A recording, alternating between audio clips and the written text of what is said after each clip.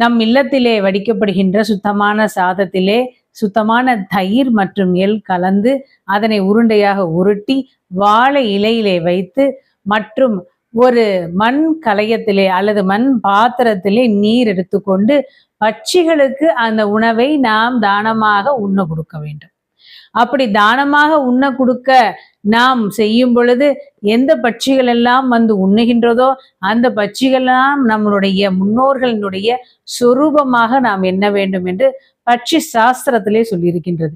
இந்த பட்சிகளுக்கு நாம் உணவு கொடுக்கும்போது அதிமுக்கியமாக காகம் வந்து அந்த உணவை உண்ண வேண்டும் என்று சொல்லப்பட்டிருக்கின்றது.